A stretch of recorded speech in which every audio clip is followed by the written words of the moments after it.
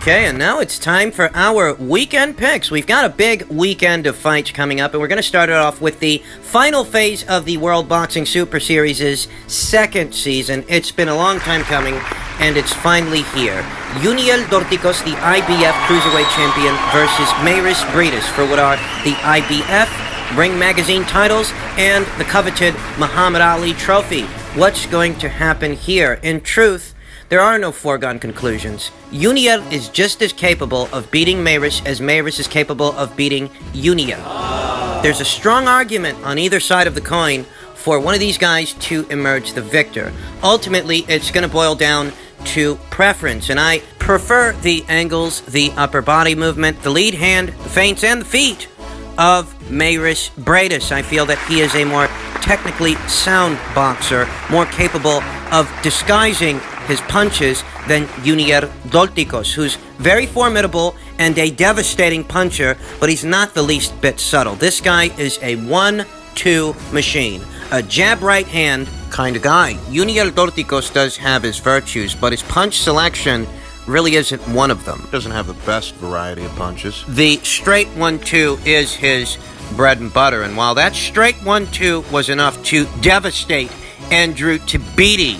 the then unbeaten Andrew Tabiti, hindsight being 2020, Breidis is a lot more experienced, a lot more seasoned than Andrew was. That's important. Admittedly, I thought that Andrew's defensive prowess and counterpunching would be enough to win him a points decision against Jermell Dorticos, and I was wrong. I was wrong. Though Andrew, regardless of how you slice it, was a more green fighter than Breidis is here today. You go back, you watch that fight, and Andrew Tabiti was quite uncomfortable, quite unable to deal with and contain the aggressive approach from Jermell Dorticos. Andrew Tabiti seemed like a deer in the headlights whenever Jermell let his hands go, and I don't think that Breidis is going to be as gun-shy as Andrew Tabiti was. Lest we forget, Andrew never had much of a work rate to begin with, and that leaves the door open for the other guy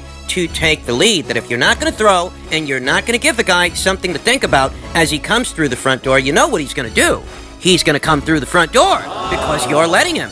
Breidis has aggression of his own, and he will respond in kind, even when he's fouling a guy, lest we forget.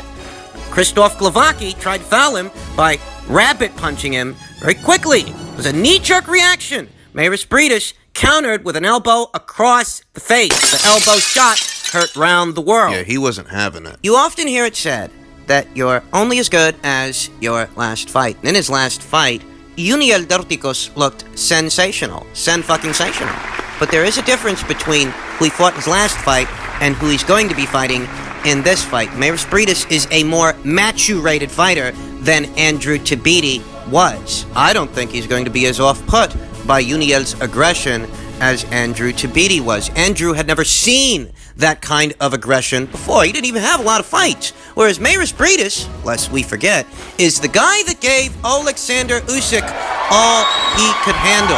The guy who knocked out Durudola after Durudola knocked out Kudryashov. And the guy who knocked Krzysztof Glowacki's block off for trying to foul him, dropping him, I believe it was, 2-3 times in that fight? Breidis has a dog in him. The dog in him that Andrew Tabiti didn't have. So while that Dorticos Tabiti KO might be fresh on our minds, I think that Breidis is capable of getting Dorticos' respect, at least more of it than Andrew Tabiti was. He's tactical, he's a technician, but he can punch. And that's going to be the difference here, that Breidis brings to the table the aggression that Andrew doesn't have. He's not going to play it safe if a guy tries to get all in his wheelhouse. He knows how to respond in kind, and I think that's going to be a determining factor here. I don't write off Dorticos' chances. I reiterate, there are no foregone conclusions in this fight. When a guy packs a punch the size of Jermell Dorticos, there's always a chance that the fight might end rather abruptly. So I don't fault anyone picking Jermell, the KO doctor, to win this thing by KO, but if I've got to pick a pony in this show, I'm going with Maris Breidis, and I'm going with Maris Breidis on points. I think that Uniel Dorticos is a lot more durable than he's really given credit for. Gassiev really had to punish this guy before he got him out of there. Gassiev is a massive puncher.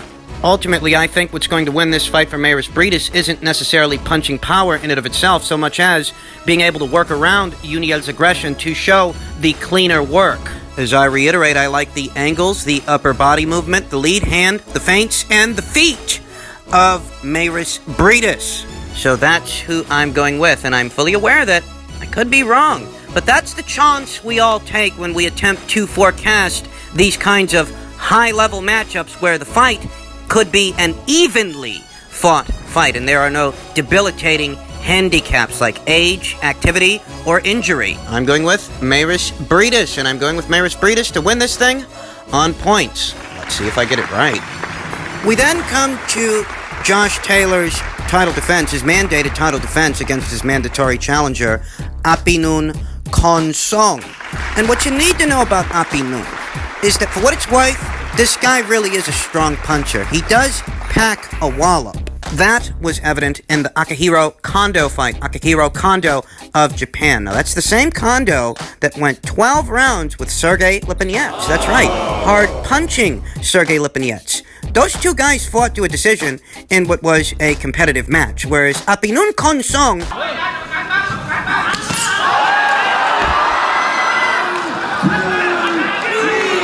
took out Akihiro in 5 rounds. Off what was a massive uppercut. Laid him out like Sunday church clothes, is what he did. So rest assured, Apinun Khongsong's knockout streak, his punching power, is no mirage, is no illusion. The guy can punch, but what the guy is a fastball pitcher.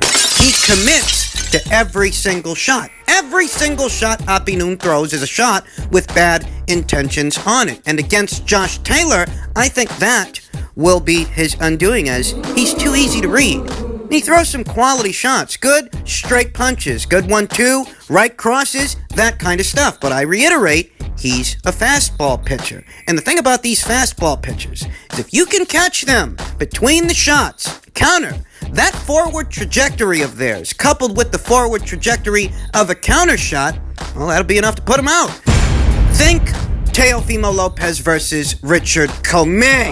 It's that kind of thing. Apinun Khongsong is one of these guys who needs to get full extension on the punch in order to generate that power of his. And it just so happens that Josh Taylor is a very good mid-range to inside fighter. That's his sweet spot. And to top it all off, he's got very good in and out game, bouncing in and out of range at will with lead hooks and lead uppercuts. Very sneaky punches that are quite short and hard to see coming.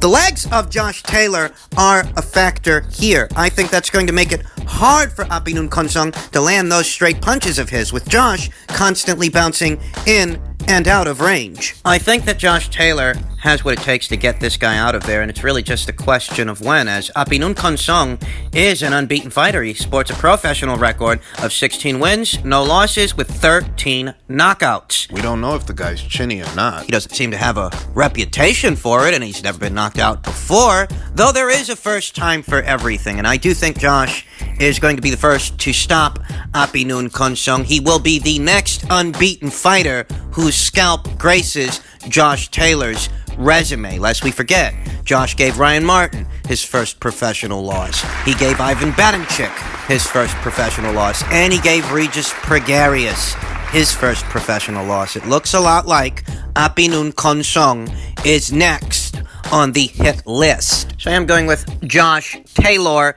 by way of knockout or technical knockout, mid to late. The Tartan Tornado is blowing into town, and I think that he's going to mow down Apinun Khongsong.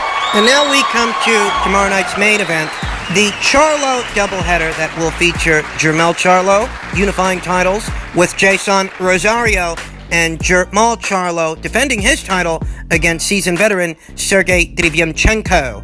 We'll start off with the Rosario fight, and I'm going to put this as simply as I can. I think that Jason is a big, strong kid, and he's got some durability, but ultimately, Jermell is a big, strong kid.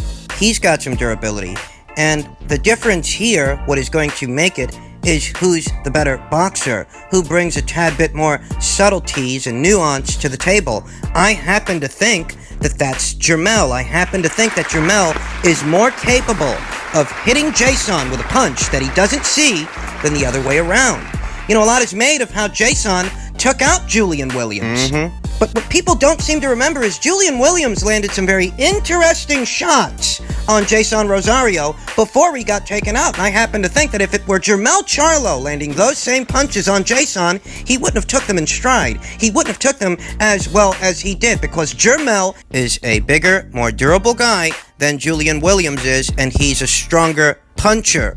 I heard a sentiment expressed from Derek James, Jermell Charlo's trainer, where he basically said that Julian Williams' fight with Jason, having worked out the way that it did, has more to do with Julian than it does to do with Jason. And I happen to agree with that. Look, Julian Williams seems like a great guy. Good hand speed, mid-range to inside. Sensational performance against Jarrett Hurd. But I don't think this guy takes the best punch, and that has its role to play in why that fight worked out the way that it did. How many people were gushing over Jason Rosario before he fought Julian Williams? What was his buzz? What notariable scalps and what notariable fighters had he taken out? Hell, he'd been taken out by Nathaniel Gallimore. Jason Rosario hasn't locked horns with the Austin Trouts, Tony Harrisons, Erickson Lubins, Charles Hatleys, John Jacksons, Vanez Martirosians of the junior middleweight division. Jermell Charlo's body of work in retrospect with Jason Rosario's is far more robust and far more telling, far more indicative of what kind of fighter Jermell Charlo is. Hell, I'd go as far as saying Jermell has a better resume than Jermall. I'm more confident that Mel's going to win his fight tomorrow against Jason than I'm confident that Mal is going to win his fight tomorrow against Sergey. I think that Jason has his virtues. He's a big, strong kid, good punch, but he's got leaky defense. He can be caught. I think that Jermell is going to take him out. I think that Jermell is going to stop him. And Jason, at least in my opinion, doesn't have the kind of base style to trouble Jermell Charlo. Jason's not a pure boxer. Some ways, he's a boxer-puncher like Jermell is a boxer-puncher to some degree, whereas it's those pure boxers that give a guy like Jermell Charlo and Jermell Charlo more of a problem. Jason has every intention of going in there and fighting fire with fire. In this situation, I think that plays into Jermell's hands more than it does Jason's, as Jermell seems like a craftier boxer, a better sharp shooter. He's just better at everything, a little better at everything he does than Jason is. So I'm going with Jermell Charlo to win, and win by way of knockout, and unify 3 of the 4 major titles in the junior middleweight division. We then come to Jermell Charlo's middleweight contest against seasoned veteran Sergey Derevyanchenko, and I had to really think long and hard about this fight because there's room for it to be a banana peel.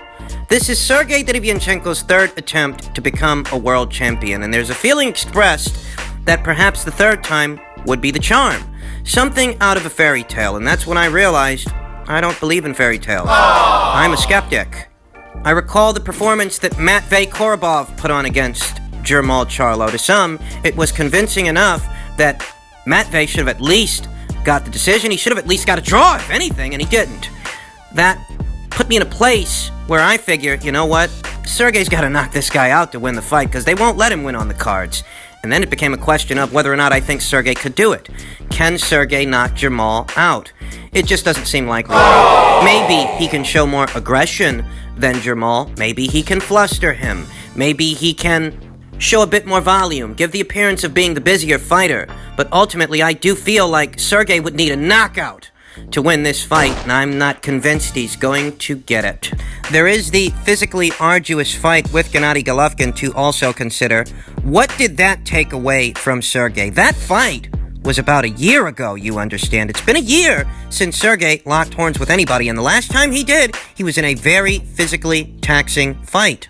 And that's basically saying that, you know, if Jermell wins, it doesn't have to be controversial. It doesn't have to be a robbery. He might beat the guy fair and square, given those circumstances. It's still an intriguing fight. it's still a fight that has the potential to be a banana peel, as Jermell Charlo has never fought someone as durable, as experienced at this level in the middleweight division. Dennis Hogan, Brandon Adams, Hugo Centeno. He hasn't really been tested at this weight. So it's still a good fight, but it's a fight that the more I think about it, the more I realize I don't see Sergey winning this thing. I think he could make it very interesting. I think he could even fluster Jermell Charlo. But I don't think he can knock him out. And short of a knockout, I don't see Sergey winning on the cards. So I don't see Sergey winning. My final diagnosis, my prediction, is that both the Charlo brothers are going to emerge victorious tomorrow night, whether or not one of them deserves it or not.